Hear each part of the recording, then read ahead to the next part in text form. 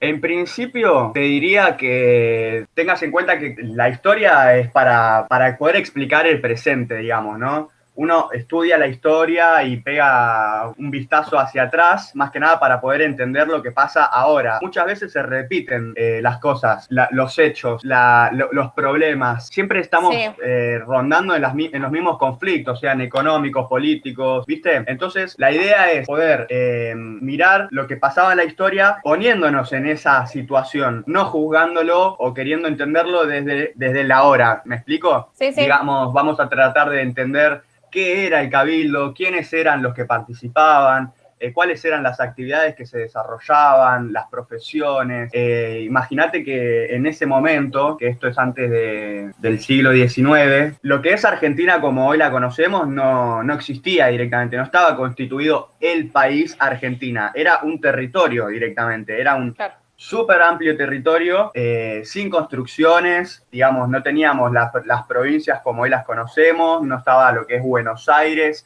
era un gran territorio latinoamericano poblado de pueblos originarios en su gran mayoría, y en Buenos Aires, lo que hoy conocemos como Buenos Aires, era colonia de España, que era todo lo que se llama el Virreinato del Río de la Plata. Bien, entonces, cuando nos referimos a la sociedad tardo-colonial, lo que estamos diciendo es la sociedad que era Buenos Aires en ese momento. Era una sociedad colonia de España a fines del siglo XVIII y a principios del siglo XIX. Se trata, digamos, de una sociedad dominada por el poder de la corona española. Estaba súper dividida económicamente. Esto quiere decir que estaban los que tenían mucho dinero, estaban los que tenían muy poco dinero. Había grandes diferencias económicas, Claro. siendo los que más dinero tenían la élite. Esos son unos pocos, los que están bien arriba económicamente, son la élite, las personas que comercian, los dueños de tierras, los propietarios. En cambio, las personas que están más abajo son más y son, por ejemplo, los esclavos. En el medio de la pirámide económica puede que estén los trabajadores, los que trabajan la tierra, los peones, los estancieros, gauchos, pastores, ¿bien? Esa es la sociedad del momento, a nivel económico hablando, ¿no? Después, Sí, a nivel político, también podemos decir que estaban divididas la sociedad en dos grandes grupos, que son los absolutistas y los anti-absolutistas. La gente absolutista son los que están a favor de estar bajo el poder del rey. Están cómodos con su situación de dominación, no quieren que cambien las cosas.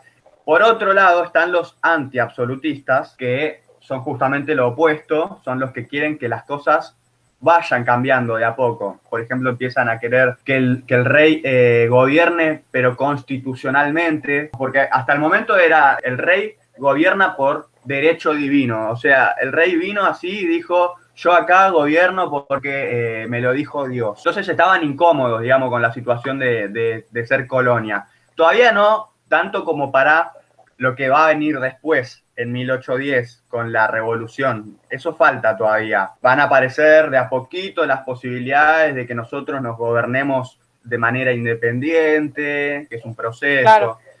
Y a nivel social, también estaban divididas las personas. Estaban los criollos o los patricios, que son lo mismo, que son los que eran nacidos en el territorio americano. Después estaban los españoles o los peninsulares, los que nacieron en España. Por otro lado están los que son nacidos acá, en América me refiero, pero se sienten más españoles, ellos se consideran españoles, es decir, se identifican más con la cultura española que con la propia. Así que bueno, ese es el panorama de la sociedad antes de la revolución. En 1810 lo que se va a iniciar es, sí, el proceso revolucionario que va a llevar por lo menos 20 años de guerras, de conflictos, de debates, incluso internos, no eran nada más debates de América con España, sino también entre los mismos latinoamericanos. Se empieza entonces a pensar la posibilidad de ser nosotros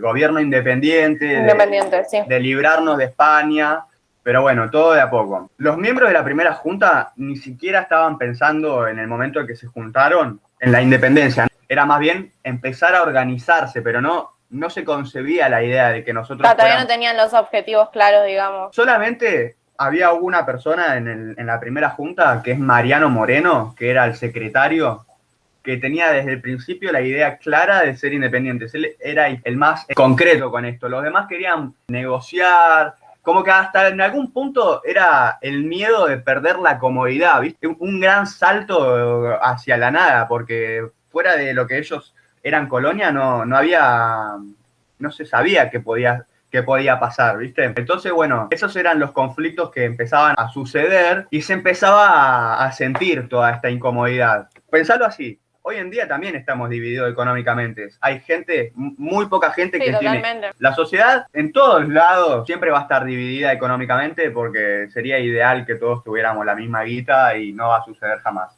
Porque siempre hay gente muy poderosa que tiene mucho y la mayoría somos los pobres y entre medio alguno que otro que tiene un trabajo. Bueno, básicamente es esa la situación de la época. Sí. La sociedad, están los que estaban de acuerdo con estar dominados.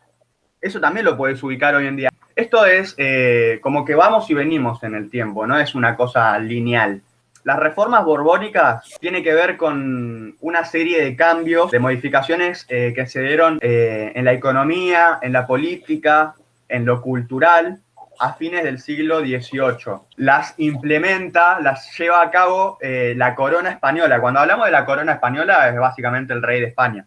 Porque se empiezan a dar cuenta de que ya no les está funcionando tanto el poder como antes. Se empieza a detectar signos de quiebre en las colonias, empiezan a darse cuenta de que están resistiéndose a su dominio. Empiezan a decir, ¿qué onda con esta confrontación? ¿Qué está pasando? Que ya no me está funcionando el poder, que ya no estoy teniendo los mismos ingresos económicos que antes. Esta incomodidad se empieza a manifestar, como te decía, a través de las riquezas que no estaban llegando a España. Empieza a disminuir el ingreso económico de España. Entonces, bueno, empiezan a tomar una serie de medidas de ajustes que son las que conocemos como reformas borbónicas. Y tienen como objetivo mejorar la recaudación que España obtiene de sus colonias. Por ejemplo, aumentarnos los impuestos, ponernos más impuestos, dividir el virreinato en más virreinatos más chicos como para tener mejor control sobre la zona. Todo era en pos de seguir controlándonos. Uh-huh. Entonces, bueno, las reformas económicas tienen que ver con el comercio. Las reformas borbónicas políticas tienen que ver con la división de los distritos. Se empiezan a crear nuevos virreinatos, o mejor dicho, a dividir los virreinatos que ya estaban en nuevos virreinatos para poder controlar mejor el territorio, para poder administrarlo de manera más eficiente. Tanto al punto que también profesionalizaron el ejército, por si nosotros quisiéramos rebelarnos, el ejército también se profesionalizó, cosa de poder atacarnos. Claro. A ese nivel, se empezaron a dar cuenta de que estaban pasando cosas, de que ya no les estaban entrando plata, de que nosotros estábamos incómodos, y todas esas cosas, bueno, empezaron a levantar la perdiz en España. Entonces, repasando, es importante que vos puedas ver cómo la sociedad latinoamericana empezó a mostrar síntomas de enojo hacia el rey de España. Empiezan a manifestarse en su contra, en contra de las órdenes de la corona española y a cuestionar su poder. Empezamos entonces con lo que es las revoluciones acá y en Europa que van a llevar a la independencia en Argentina. Empezamos por el siglo XV para pegar un paneo.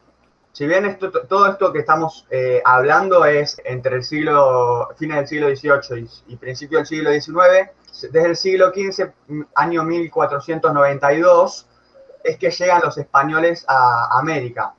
Muchos años y muchos siglos antes que todo este suceso. Sí. Imagínate, en 1492 llegan los españoles a América. Y el virreinato del Río de la Plata se crea en el 1776. O sea, pasan 284 años desde la llegada de los españoles en América hasta el virreinato del Río de la Plata. Los primeros habitantes de Latinoamérica los indios que habitaban toda la zona de América, vivieron sin tener contacto con Europa ni Asia durante 20.000 años. Estuvieron 20.000 años en la suya, con su cultura, tranqui, no pasa nada, hasta que tuki llegan los españoles y los empiezan a conquistar. El primer virreinato fue el virreinato del Alto Perú, me parece, no fue el virreinato del Río de la Plata. Eso como para que vos más o menos vayas teniendo una coherencia también temporal y espacial. Imagínate América del Sur. Bueno, la parte más alta de América del Sur fue la primera en ser conquistada y de a poco se fue expandiendo todo hacia nuestras regiones. Bueno, entonces decíamos que en 1776 se crea el Virreinato del Río de la Plata. Fueron 284 años después de la llegada de los españoles a América hasta que se crea el Virreinato. Casi 300 años, vamos a redondear. Desde el Virreinato del Río de la Plata hasta la Revolución de Mayo, bueno, que fue en 1810, pasan 34 años. 34 años de la creación del Virreinato del Río de la Plata hasta la Revolución. O sea, pasamos 34 años de dominación del poder de los españoles. Cuando llegan los conquistadores, se empiezan a dar en América una serie de modificaciones, ya que nos imponen su estilo de vida europeo, ¿no? Nosotros teníamos nuestro estilo de vida, nuestra cultura. Bueno, los pueblos originarios que estaban acá son totalmente arrancados de su cultura, de sus creencias, de su lengua, de su agricultura, su expresión artística. Y la justificación, ¿cuál es? Que los están evangelizando, digamos. ¿Viste? Otra vez viene esto de la religión. Los evangelizan, ellos exaltan los beneficios de su civilización. Le dicen, no, ¿cómo vas a creer en el sol? ¿Cómo le vas a adorar el sol si nosotros tenemos este Dios que es mejor? Y bueno, y para nosotros los pueblos originarios adorábamos el sol por motivos naturales, por ejemplo, que nos daba la luz, nos daba el calor, nos permitía que crezcan las plantas, la cosecha, por eso también era muy adorada la lluvia. ¿Viste? Se les impone una manera de vivir a los pueblos latinoamericanos y se les obliga de algún modo a que asimilen la cultura europea como si fuera propia. Los españoles no nos veían a nosotros, yo digo nosotros porque bueno, eso también tiene que ver con poder ponerte de un lado del discurso. Yo me pongo del lado de los nuestros, digamos, otra vez vuelvo a decir los nuestros, del lado de los de América, porque acá nosotros ya teníamos nuestra cultura, nuestra sociedad, ya estábamos funcionando, y vienen los españoles a decir, pará, ustedes son unos bárbaros, unos incivilizados, andan sin ropa, cazan, no tienen espadas, cazan con lanza y arco y flecha, ponele, ¿no? Vivíamos de otra manera, no teníamos edificaciones, no vivíamos en una casa, vivíamos en una carpa. Quizás no nos quedábamos muchos años en un mismo lugar, éramos nómades, nos movíamos. Entonces nos veían como animales, creíamos que éramos unos brutos, que no teníamos alma y que no íbamos a evolucionar. Entonces, como ellos creían que nosotros no íbamos a evolucionar, necesitábamos que ellos nos den su cultura, digamos. Fue un exterminio porque mataban a nuestros indios y nosotros nos resistíamos. O sea, si alguien no estaba de acuerdo, lo mataban. Entonces, claro, ¿de qué tipo de sociedad civilizada vinieron a hablar, digamos, ¿no? O sea, la primera que alguien no le hacía caso, lo mataban. Tierra nueva para ellos, porque nosotros ya estábamos acá. Claro, ¿viste? Porque la descubrieron ellos, pero digamos, ya estaban. También es un debate que se genera, porque cuando se dice, muchos años se dijo, y ahora ya no se dice, el descubrimiento de América. Viste que ahora se festeja o se celebra el Día de la Diversidad Cultural. Cuando se hablaba del descubrimiento de América, en realidad no, porque América ya existía y nosotros vivíamos ahí y los que llegaron fueron ellos. Entonces, si nosotros decimos descubrimiento, ¿desde qué perspectiva lo estamos? Es como que de algún modo estábamos avalando que hayan venido a conquistarnos. Entonces, todo esto tiene que ver con la manera de expresarnos. Por eso, viste, me pongo a veces medio pesado con estos temas. Para hacer efectivo ese proceso de imposición de cultura, también tenían que dominar el lenguaje. Lo cual era difícil para ellos porque nosotros teníamos lo que es la lengua amerindia, me refiero a amerindia porque es los indios de América. La lengua de acá era súper sólida y resistente, entonces les costaba que nosotros aprendiéramos el español. Entonces se empieza a generar una especie de lengua entramada. Por ejemplo, hoy en día sobrevive el lenguaje guaraní, que es un lenguaje de los pueblos originarios, o el bilingüe paraguayo, o el plurilingüe boliviano. Son lenguas que lograron sobrevivir pese a la conquista. Y acá podemos pensar una cosa, digamos, ¿a qué punto nos conquistaron y nos europeizaron que nosotros, siendo latinos de América, todavía es el día de hoy que decimos paraguayo, boliviano, despectivamente? Viste que, boliviano, paraguayo, pero nosotros somos latinoamericanos. ¿Cómo nos vamos a referir despectivamente hacia lo propio, digamos? Eso es porque en el subconsciente, bien adentro de nuestra cabeza, estamos súper chipeados. Estamos conquistados todavía en muchos aspectos. Lo mismo que siguen entrando empresas extranjeras, por decirte, McDonald's. Está bien que McDonald's es yankee, pero viste, como todo el tiempo tenemos el consumismo de lo ajeno en vez de lo propio. Claro. Por decirte una boludez, pero como para que vayamos tomando dimensión de cómo en la mente también tenemos cosas que ni siquiera nos damos cuenta. Bueno, se empieza a expandir esto de la conquista. Se empiezan a generar nuevos virreinatos, porque el virreinato lo que hace es poder centralizar el poder. Es una manera de controlar, porque vos tenés esta franja, tenés esta otra franja, y vas como dominando distintos territorios de la nueva tierra, que era América. Sí, 1776, el mismo año que crean el Virreinato del Río de la Plata, es el mismo año que Estados Unidos logra su independencia. La forma de gobierno en ese momento del siglo XVIII era monárquica. ¿Qué quiere decir esto? Que el rey tiene el poder por derecho divino. Y eso es justamente lo que en esta época empieza a cambiar, porque se lo empiezan a cuestionar, empiezan a decir, che, pero vos me gobernás porque te lo dice Dios, pero la verdad que eso mucho sentido que digamos no tiene. Empieza a pasar todo eso. Entonces, te decía, el mismo año que se crea el Virreinato del Río de la Plata, Estados Unidos se independiza. ¿De quién crees que se independiza Estados Unidos? Si se independiza es porque era colonia, ¿verdad? De España no. De España no. ¿De quién? Gran Bretaña. ¿Qué idioma hablan? Yanquilandia. Sí, inglés. Eso hablaban En inglés. en Gran Bretaña. Por eso les quedó ese lenguaje. A nosotros, ¿qué nos pasó? Teníamos nuestras lenguas. ¿Qué idioma hablamos? Español. Español, porque somos conquistados de los españoles. Va por ahí, ¿me seguís? Ok, va por ahí. Sí. Bueno, perfecto. Acá ahora de a poco empezamos a introducir las revoluciones y las guerras de independencia. 13 años después de la creación del Virreinato del Río de la Plata, pasan 13 años y en 1789 pasa algo clave en Europa. Bueno, más específicamente en Francia. ¿Qué te imaginas que pasa en Francia? ¿Revolución? Una revolución. Y si es en Francia, ¿cómo se llama la revolución? ¿Revolución francesa? De una. Bueno, vamos a entrar un poquito en qué era esta revolución y por qué era tan importante esto, si pasó en otro continente, ¿no? Pasa que esta revolución plantea otra manera posible de organizar el mundo que no sea desde una mirada religiosa, digamos. Dicen que gobernar por derecho divino no es gobernar con la razón. El derecho divino no es una razón. Entonces empiezan a cuestionarse esto.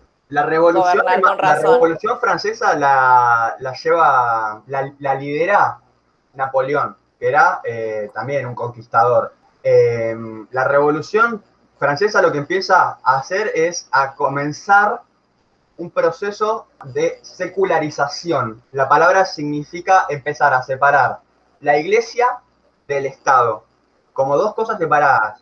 la iglesia y el rey separados, no tienen por qué tener algo que ver. Empiezan a cuestionarse eso. Estas ideas tienen que ver con un movimiento intelectual que se llama iluminismo. Este movimiento empieza a traer luz, hablo metafóricamente, ¿no? A lo que antes no veía, la sociedad no concebía la posibilidad de ser libres. Bueno, con todos estos cuestionamientos empieza a despertarse en la cabeza de todos. Vivir en libertad era la nueva idea que traía la Revolución Francesa. ¿Cómo lo pensaban proponer en Europa? Estamos en Europa, ¿eh? Bueno, lo pensaban proponer con un contrato que era el pacto social. El pacto social lo escribió un chabón que se llama Rousseau o Rousseau, no sé cómo se... Y bueno, este pensamiento y toda esta cuestión fue impulsada por muchas personas. Estuvo Hobbes, Locke, Rousseau, Kant, Montesquieu, Voltaire. Son varias personas que estuvieron acompañando este pensamiento. ¿Sabes que habíamos dicho que había un solo integrante de la primera junta que siempre tuvo clara la idea de independizarse? Mariano Moreno fue a Europa en medio de todas estas cuestiones y trajo el pacto social que Rousseau escribió y lo propone en Buenos Aires imitando el accionar que estaban haciendo en Europa. Napoleón invade la península ibérica y ocupa Sevilla. En Sevilla estaba la Junta Central, bueno, la disuelve a la Junta Central y Fernando VII, que era el rey de España, es sustituido por Napoleón y encarcelado. 1810 llega la noticia de que el rey había sido encarcelado a América. Llega entre el 14 y el 16 de mayo. La noticia llega en una fragata inglesa. Y como había en América muchos grupos esperando que pase algo en Europa para poder separarse de España, casi al mismo tiempo hubo muchas juntas de gobierno que reemplazaron las autoridades españolas. Se abren varias juntas de gobierno en distintos lados de América. El 19 de abril se hace junta de gobierno en Caracas, el 20 de julio junta de gobierno en Bogotá, el 18 de septiembre en Santiago de Chile y en Buenos Aires el 25 de mayo, el súper conocidísimo. Ah, ok. Es cuando nosotros hacemos la primera junta. Me va siguiendo, ¿no? Esas son más o menos las fechas de que va volviendo el poder a distintos lados de Latinoamérica. Nosotros nos vamos a centrar en Buenos Aires. En Buenos Aires, como el rey había sido sustituido, comienza el proceso revolucionario con las primeras ideas de consolidar una nación independiente. Las primeras ideas. Se forma la primera junta de gobierno para pensar cómo fundar al sujeto independentista. ¿Qué quiero decir con esto? El modelo de ciudadano libre. No éramos libres, éramos colonia. Entonces tenemos que empezar a pensar de manera independiente. ¿Cómo podemos hacer para empezar a independizarnos? Bueno, para los nenes, los niños y niñas, iba a ser a través de la educación. Se los iba a educar con ideas de amor a la patria, símbolos patrios como la bandera, la escarapela. Para los nenes, educarlos en ese sentido, enseñarles a leer y a escribir, cosa que no era algo dado antes. Y a los adultos se los iba a informar de las novedades de la situación, lo que estuviera sucediendo, a través del primer diario nacional, que se llama La Gaceta. La Gaceta era el primer periódico nacional. Imagínate, nosotros vivíamos dominados y cuando cae el rey en Cana, se genera un diario y por primera vez la gente va a tener la posibilidad de estar informada sobre la situación, ¿me entendés? Empiezan a tener el derecho a saber las decisiones que iban a estar tomando sus representantes. Ese diario lo impulsa Mariano Moreno, ¿ves? Porque te digo que lo quiero al chabón, es un capo. Y el objetivo era anunciar a los ciudadanos las noticias sobre la revolución. Bueno, y acá me salteé varios días, porque en realidad esto del diario pasó después de la semana de mayo. Bueno, ahora vamos a profundizar en la famosa Semana de Mayo, ¿sí? Anda haciéndote, ahora sí, esto es lineal. Imagínate una línea de tiempo, pero en vez de una línea de tiempo de años, una línea de tiempo de días de mayo, ¿sí? Vamos a hablar de un calendario, imagínate. El 14 de mayo llega la noticia a Buenos Aires. De que fue encarcelado el rey de España. Perfecto. ¿Quién era el representante del rey acá en el virreinato del Río de la Plata? El virrey. ¿Sabes? Había un virrey acá. No sabía A el todo nombre. esto que nunca lo nombramos aparece Cisneros. El virrey Cisneros. Sí.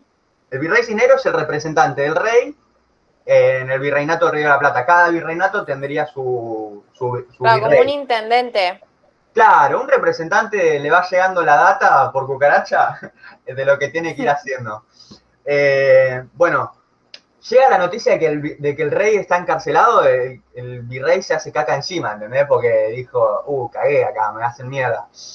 El 18 de mayo pide al pueblo que se mantenga fiel a España.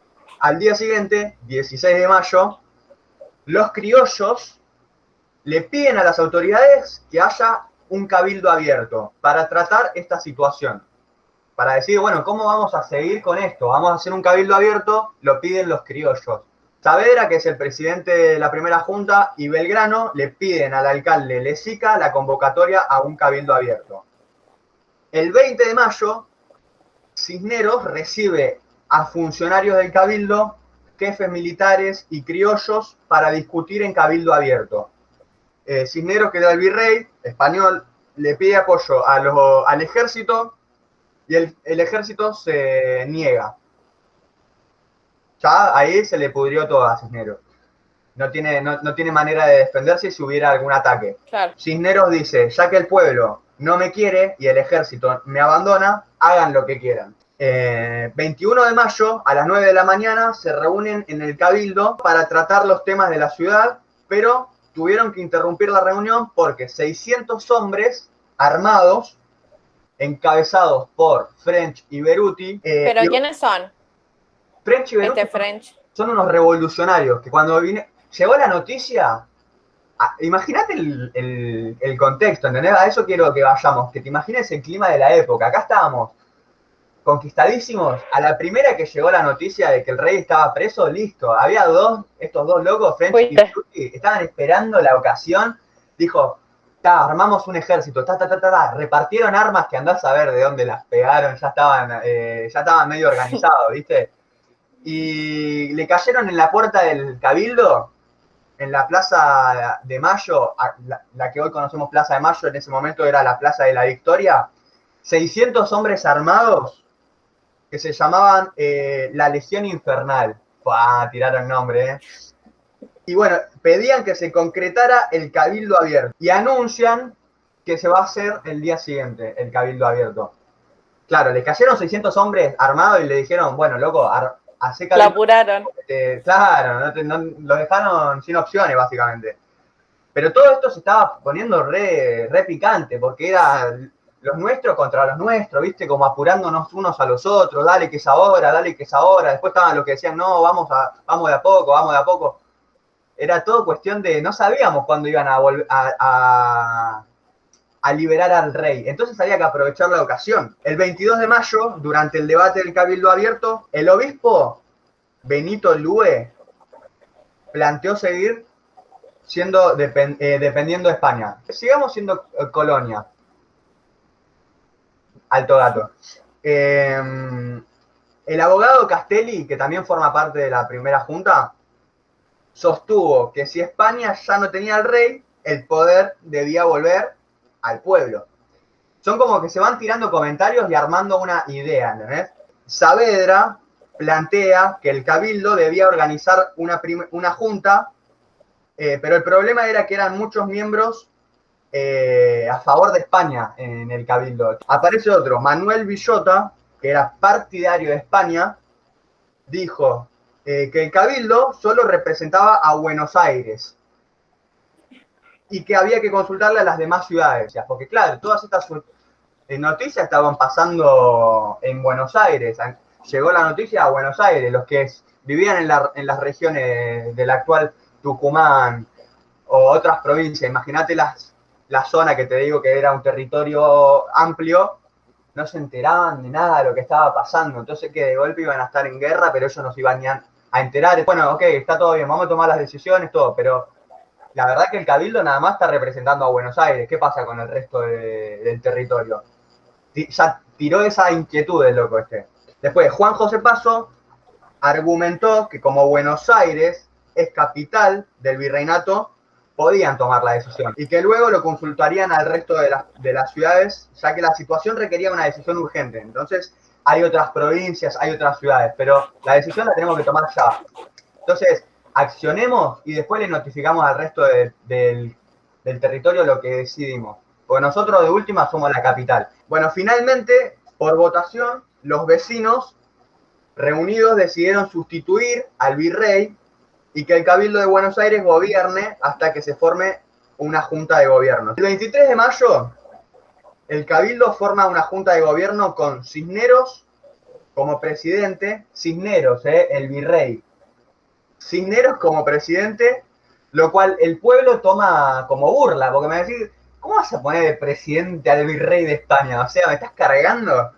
Entonces se lo toman como burla. Y ahí ya está, se fue todo al chori.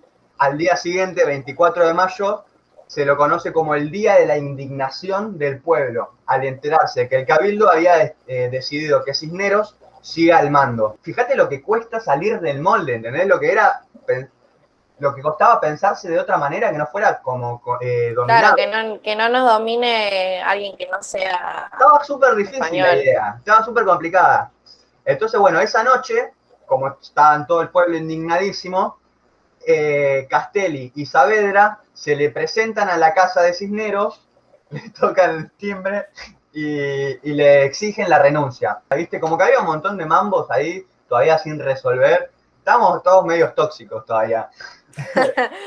El 25 de mayo, y ahí llegamos al 25 de mayo, ¿viste todo lo que pasó antes del 25 de mayo? Un grupo de vecinos y militares, encabezados por French y Beruti, se juntan al frente del Cabildo esperando las definiciones. Están así, ¿viste? Con los chumbos en el hombro, algunos cruzados de brazos diciendo, bueno, dale, ¿qué pasa? ¿Qué pasa? ¿Renunció Cisneros? Bueno, ok, y ahora dale, metele pata que lo van a liberar al rey. Algunos llevaban en su pecho cintas azul y blanca, que son los colores de los patricios, que los patricios habían usado durante las invasiones inglesas. De a poco se empieza a generar esto de la escarapela. Ya empezaba a generarse esto, ¿viste? De la simbología. Cuentan que pasaban horas y horas y que era un día de lluvia, llovía y hacía mucho frío, hasta que se anuncia la formación de una nueva junta de gobierno. La junta declara que gobiernan en nombre de Fernando VII, pero probablemente solo fue una estrategia llamada la máscara de Fernando, porque en realidad lo que querían era declarar la independencia, pero todavía no se sentían con la suficiente fuerza para hacerlo. Entonces decíamos, sí, estamos armando esta junta en nombre de Fernando VII, pero porque todavía no se animaban a decir lo que estaba pasando en realidad, ¿entendés? Es la fecha clave en la que se pudo constituir el primer gobierno patrio. La creación de la primera junta significó un cambio de régimen. Pasamos de la colonialidad al proceso de independencia. Bueno, sí, armamos la primera junta, ya tenemos nuestra primera organización política propia, pero gobernamos en nombre de Fernando VII, no pasa nada, sigue todo medio igual, pero gobernamos nosotros, como para que la gente tampoco se asuste, viste que claro, era difícil la cosa. Si bien estábamos de acuerdo en cortar vínculo con España y el plan era crear la Constitución, había discusiones ideológicas internas sobre el modo de llevar a cabo la revolución. El choque principal era entre Saavedra y Moreno, ya que la situación en España generaba mucha incertidumbre, porque no se sabía cuánto tiempo iba a estar preso Fernando VII. Mariano Moreno era un joven secretario, abogado e ilustrado, y Saavedra era rico, militar, y tenía el apoyo del pueblo. Y bueno, era el presidente de la primera junta, como ya habíamos dicho. Y después estaban Castelli y Belgrano, que eran vocales de la primera junta. Mariano Moreno, Castelli y Belgrano querían la independencia cuanto antes. Era como, querían un cambio radical, ya. Era un cambio profundo y querían que lo decida Buenos Aires. Directamente lo decide Buenos Aires porque esto es ya. En cambio, Saavedra quería un cambio más moderado, era más tradicional, más conservador, vamos de a poco. Y quería compartir las decisiones con las provincias. Pero imagínate, estaban con una oreja parada en Europa a ver qué pasa. Ah, ok, pasa esto. Tuki, tuki, tuki, tuki. A ver en Europa qué pasa. Tuki, tuki, tuki, tuki. ¿Viste? Están todo el tiempo así, recibiendo la noticia el minuto a minuto. 27 de mayo se toma la decisión de invitar a todas las ciudades del interior para formar un gobierno constituyente. Al final se le termina haciendo caso al presidente, que es Saavedra, claro, es el que toma la decisión final. Pero Mariano Moreno, viste que yo te digo que lo quiero, era el que decía todo ya, dale, dale, dale, que no podemos perder tiempo. Se toma la decisión de que al final sí, le van a consultar a las demás provincias qué va a pasar. Los invitan a que participen de la junta grande que se va a hacer. El 27 de mayo lo deciden. ¿Sabes cuándo llegaron? En agosto. En agosto llegaron los... Ya había pasado un montón de tiempo. Claro, o sea, imagínate las distancias, los tiempos. El 2 de junio, la primera junta funda el periódico La Gaceta, que es este periódico que yo te decía. A través de este decreto, el pueblo tiene el derecho de saber la conducta de sus representantes. De no saber nunca nada, pasan a poder saber las cosas que van a pasar en el territorio. El 7 de junio sale la primera publicación de este diario. O sea, se pregunta al diario, ¿por qué nosotros no le vamos a transmitir a ustedes lo que estamos decidiendo? ¿Por qué se les ha de tener ignorantes de las noticias prósperas o adversas, o sea, buenas o malas, te las vamos a contar, que manifiesten el sucesivo estado de la península, en la península de España? Te vamos a contar lo bueno y lo malo. Para el logro de tan justos deseos, ha resuelto la Junta que salga a la luz un nuevo periódico semanal con el título de La Gaceta de Buenos Aires. Así se anunciaba por primera vez que iban a estar saliendo noticias. A través del diario, la gente iba recibiendo instrucciones, pero también con fundamento. No era que se le daba indicaciones, vos tenés que hacer esto, te estoy explicando que vos tenés que hacer esto porque de esta manera tal cosa, ¿entendés? Se le explicaba, se le daba participación de algún modo.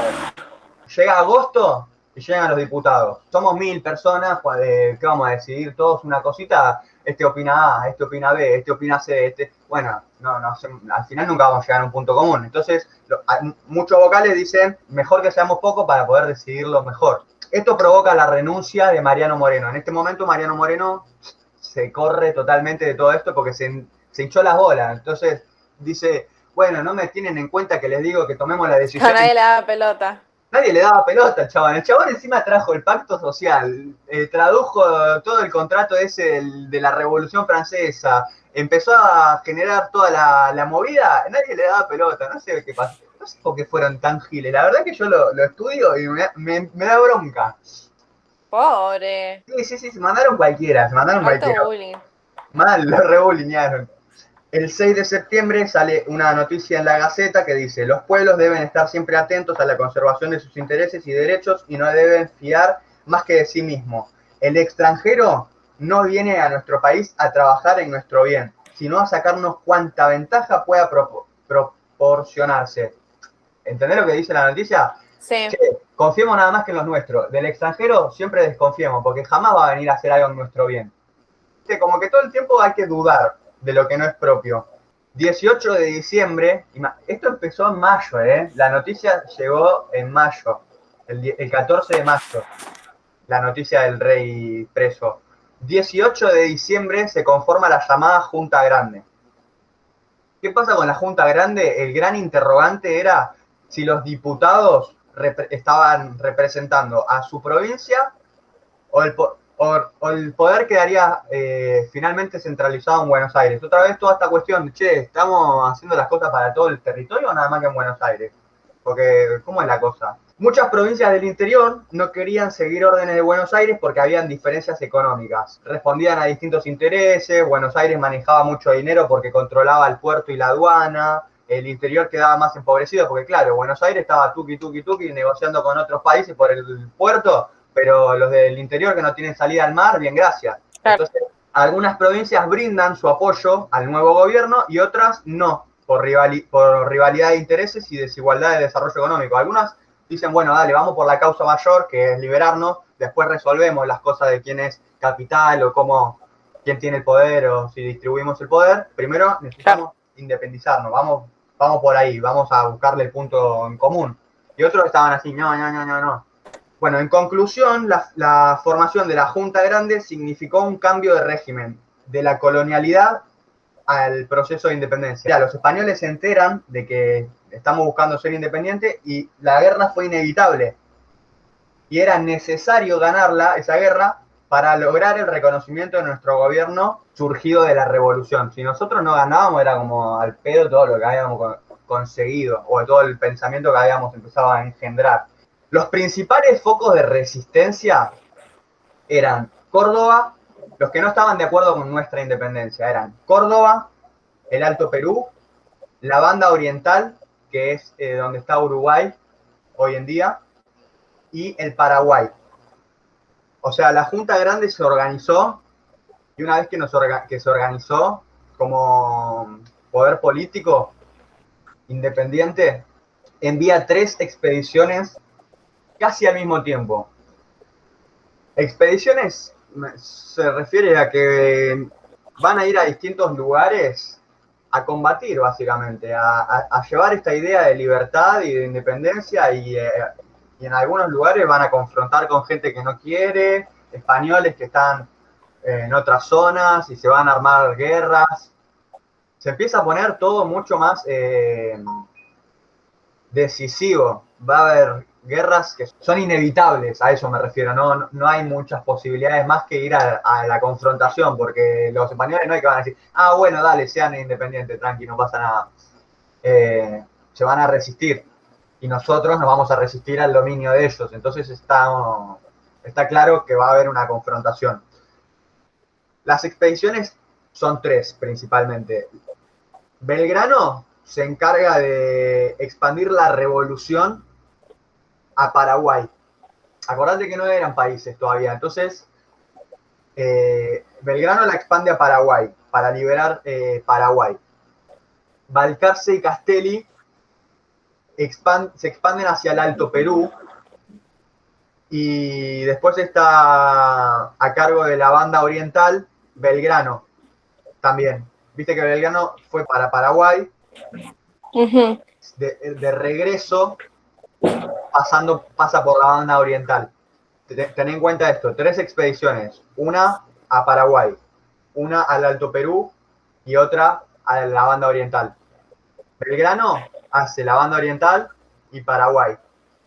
Y Balcarce y Castelli van al Alto Perú. A pesar de las reiteradas expediciones que Buenos Aires envía a las distintas regiones que se negaban a obedecer, Buenos Aires nunca logró dominar esos territorios que se terminaron conformando luego como países independientes. Por eso después está Perú, está Paraguay y está Uruguay. Si en su momento nosotros hubiéramos logrado ganar esas guerras, quizá el territorio de Argentina sería mucho más grande consistiendo en esas partes del territorio también, ¿entendés? Claro. Bueno, vamos a hablar un poco de la campaña Paraguay. La campaña Paraguay, que está encabezada por Belgrano, o sea, Belgrano que tenía un ejército muy chico, porque creía ir a Paraguay y lograr lo que se pretendía, que era sumarlos a la revolución. Se encontró con que en Paraguay resistieron, que ellos querían seguir siendo colonia, y se les complicó, porque suponían que Paraguay no tendría un ejército muy poderoso y que el pueblo se les iba a unir rápidamente, lo cual no fue así. Entonces, ya de por sí, primer problema de Belgrano. Imagínate, estaba todo el terreno devastado, mucha naturaleza, no era que estaba todo perfecto, como te digo, no había rutas y cosas como para trasladar. Entonces era todo un bardo llevar la artillería, los caballos cansados llenos de cañones, de armas, pocos hombres, largos trayectos, complicadísimo. Bueno, avanzan hasta Curuzucuatiá, donde ahí acampó unos días para reforzar su ejército. Se abastecieron, se alimentaron, se curaron si estaban heridos. Diciembre de 1810, acordate que la noticia, vuelvo a lo mismo, vuelvo un poquito en el tiempo, la noticia llega a principios de mayo. Bueno, la primera expedición estamos en diciembre, todo el tiempo que pasó hasta lanzar una primera expedición.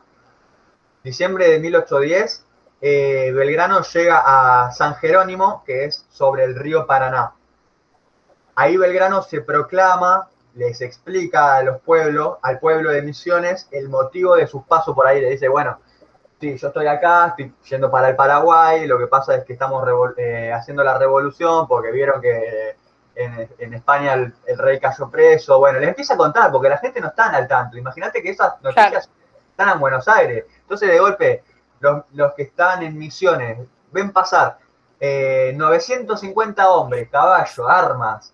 Dicen, ¿qué onda? Entonces Belgrano dice, bueno, sí, estamos haciendo esta maniobra. Entonces, desde ahí Belgrano dirige, desde San Jerónimo, Río Paraná, le dirige una carta al Cabildo y al Obispo de Asunción, pidiendo un acuerdo de Asunción, eso es en Paraguay, pidiendo un acuerdo para por favor evitar el derramamiento de sangre. Acordemos algo, invitándolos a que se sometan a la Junta de Buenos Aires y que envíen un diputado, dale, che, manden a alguien en representación, estamos haciendo esta movida, dale, no queremos guerra, no queremos que muera gente.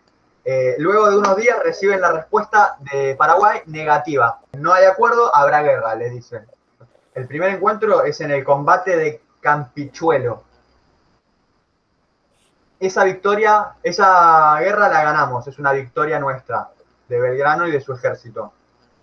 Luego sigue la expedición, pero a los pocos días, por falta de caballos y de la mala salud de la tropa, porque claro, quedaron todos hechos mierda después de la Primera Guerra, tuvo que detenerse en Tacuarí, otro lugar. En Tacuarí reúne tropas, Paraguay, que ya dijimos no apoyaba al gobierno revolucionario, el terreno estaba súper desfavorable para avanzar con el ejército, porque había pantanos, selvas, llanuras, ríos por cruzar nadando. Imagínate pasar con muchas artillerías, cañones, armas por pantanos llenos de barro, por el río, subiendo llanura, bajando llanura, con la tropa toda cansada, lastimada, enferma. Horrible. Sin embargo, la primera victoria fue nuestra, en el combate a Campichuelo. El segundo encuentro fue ya en enero del próximo año, 1811. O sea, ya pasó un mes desde el primer encuentro, viste los tiempos que llevan las cosas. Un mes después, el segundo encuentro fue en el río Paraguarí. Los realistas, o sea, los españoles, o los que estaban a favor del poder de los españoles, rodearon al ejército de Belgrano. La tropa de Belgrano, viendo que íbamos a perder, porque eran un montón, retrocedieron hacia el sur. Entonces esa victoria fue de Paraguay. En el segundo encuentro, cuando la tropa de Paraguay nos rodea, nosotros nos damos cuenta de que no nos iba a ir bien, retrocedemos, nos vamos, esperando el momento oportuno para atacar, pero antes de poder volver a atacar, recibe una carta que le dice, che, Belgrano, volvete porque necesitamos que pases por la banda oriental, que se puso re complicado. Entonces, empieza a ir para ese lado. Aprovechando las circunstancias, Paraguay avanza sobre Belgrano con un ejército de 2.400 hombres, cuando nosotros éramos menos de 900. Claro. Y mucha artillería. Entonces los realistas atacan en Tacuarí, que eran superiores en fuerza. En marzo el tercer encuentro. Pasaron 2 meses tratando de escaparse, o sea, nos corrieron básicamente, no nos quedó otra que irnos, pero bueno, nos reatacaron. Entonces nos vamos hacia el sur del río Uruguay, bueno, y por ahí entra hasta la banda oriental para coordinar acciones con Artigas. El 14 de mayo, ya llegamos a mayo, pasa ya casi un año desde la Revolución de Mayo, estamos otra vez en mayo. Paraguay declara la independencia y estableció relación con Buenos Aires. Y ya no representaría un peligro. O sea, Paraguay logra su propia independencia. no que nosotros fuimos a independizarlos y no son parte de la cultura argentina. Paraguay se hace independiente por su propia, de su propia manera, y cuando logra ser independiente le dice a Buenos Aires, listo, ya está, estamos tranqui, no pasa nada, no nos atacamos más, paz y amor. Bueno, acá hay yo me anoté una cosita que es que una preocupación constante de la Junta era obtener fondos, obtener dinero, porque todo esto, todas estas expediciones salen mucha guita de alimento, guita de traslado, de vestimenta, porque se mojan, se cagan de calor, se les rompe la ropa, todo, o sea, entonces vestimenta, salud, lo que son medicamentos, todo es un montón de guita, ¿viste? En un momento de guerra en que estás devastado, entonces en el camino siempre van convocando gente, van pidiendo ayuda a los pueblos. Che, estamos haciendo esta movida. ¿Tenés para ayudarme? ¿Qué tenés para ayudarme? Bueno, ¿me das caballo? ¿Me das ropa? ¿Me das alimento? Venga, todo, bienvenido sea. Entonces, una preocupación constante era el dinero, porque la guerra resultó más costosa de lo que esperaban.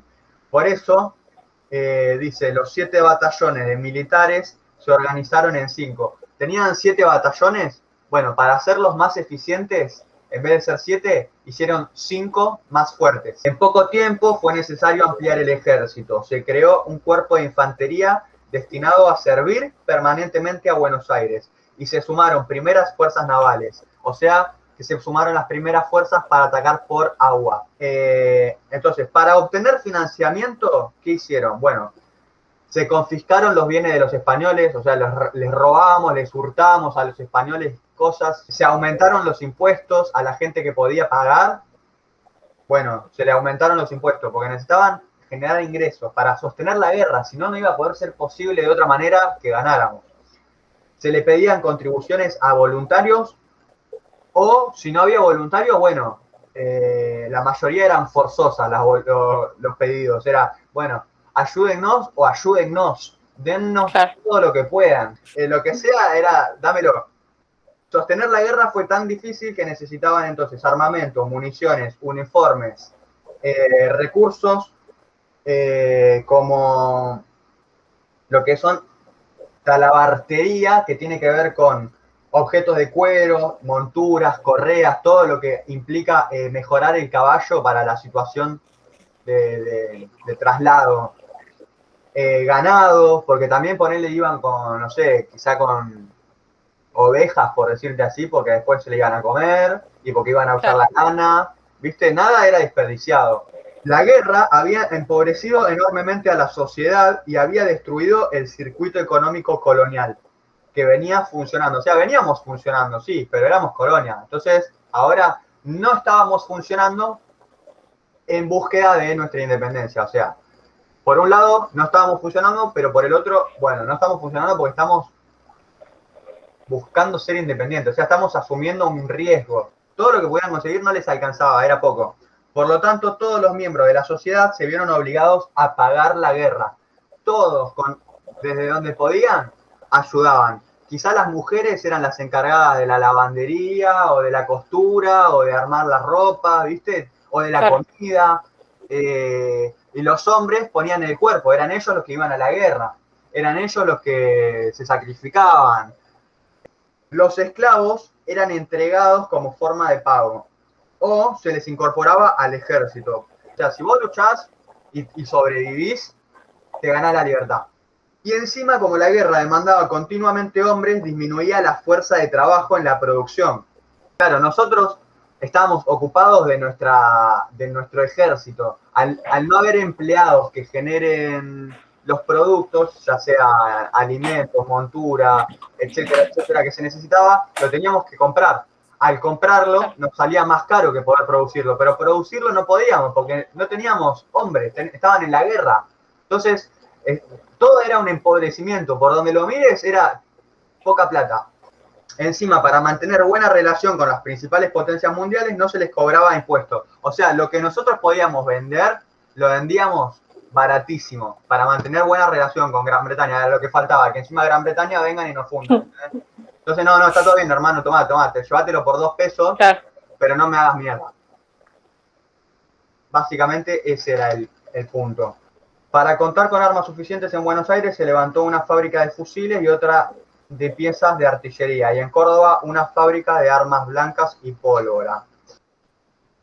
Hay una cosa, una parte de todo esto que se llama éxodo jujeño. Belgrano y todos nuestros ejércitos van desplazándose por el territorio.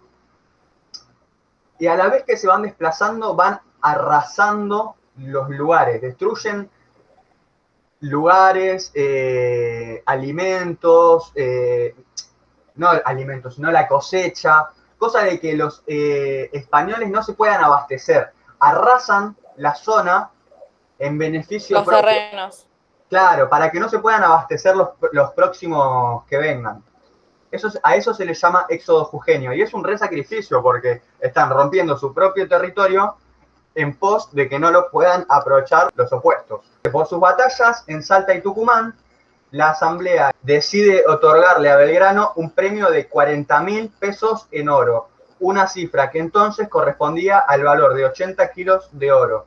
Belgrano, con la plata que le dan en reconocimiento, como había gente que prefería todavía ser colonia, en vez de asumir el desafío de crear una nación, Belgrano abre 4 escuelas para traer desarrollo a la industria ganadera y al comercio.